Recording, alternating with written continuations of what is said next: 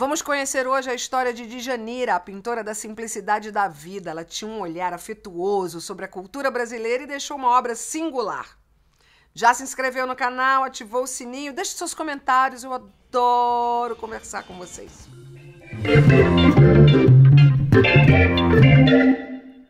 Djanira é uma pintora de traços poéticos, uma artista que transformou a simplicidade do cotidiano em arte.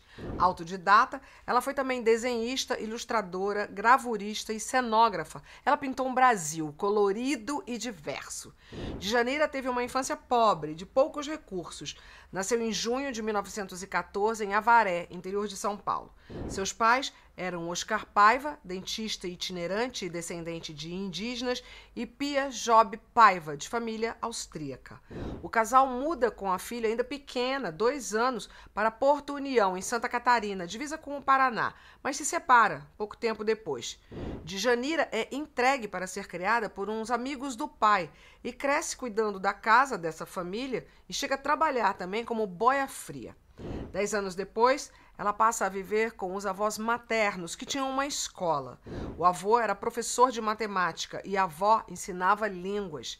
Djanira volta para Avaré no final da década de 1920 para trabalhar na lavoura.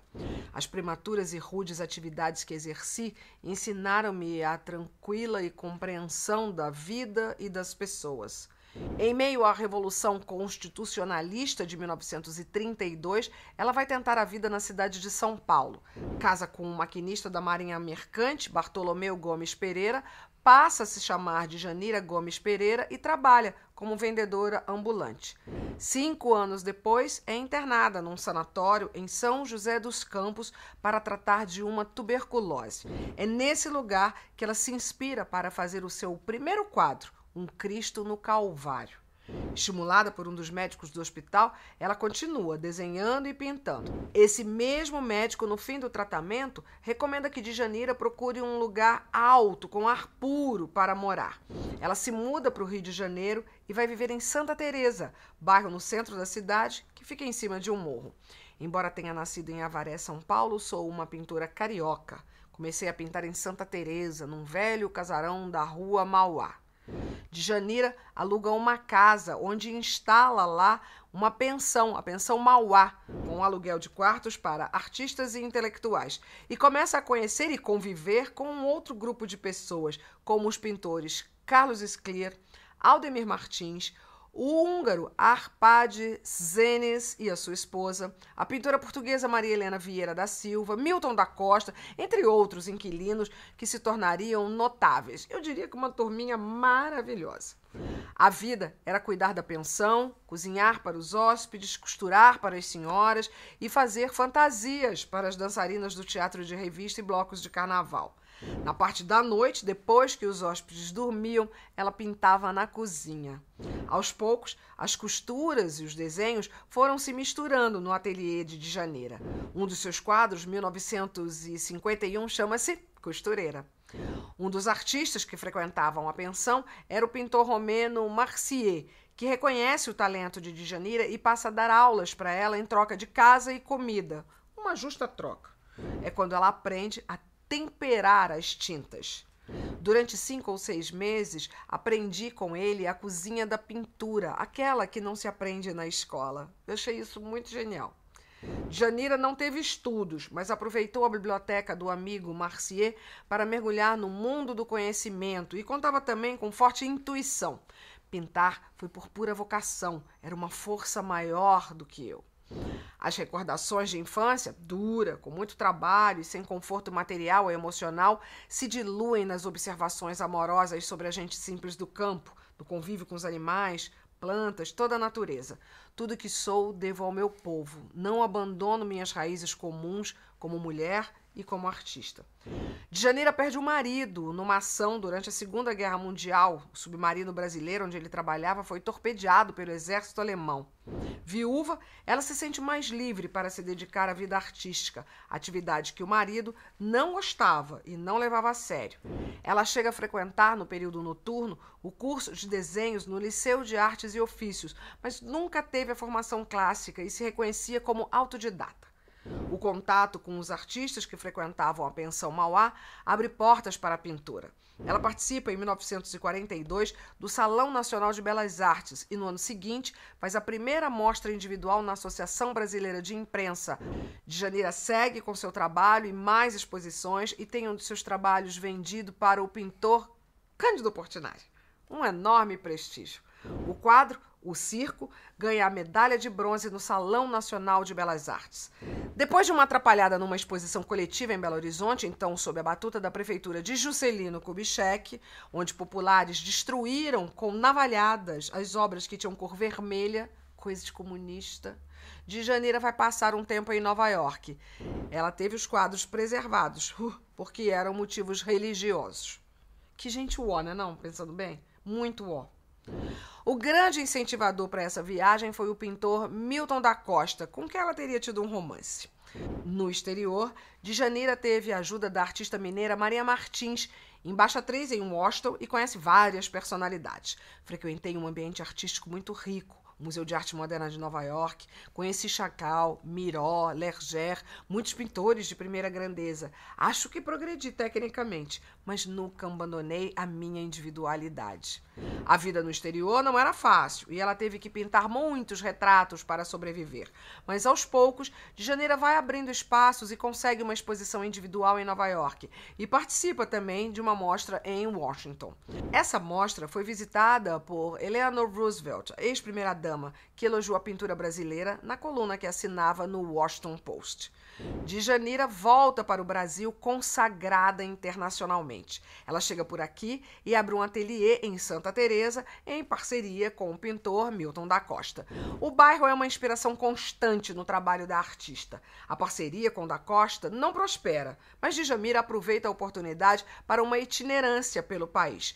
Não posso deixar de viajar, de aprender com o povo, de anotar exemplos, de observar parcelas de benefícios de todos nós. Djanira era destemida. Ela viajava sozinha para locais distantes e isolados para conhecer os métodos dos trabalhadores.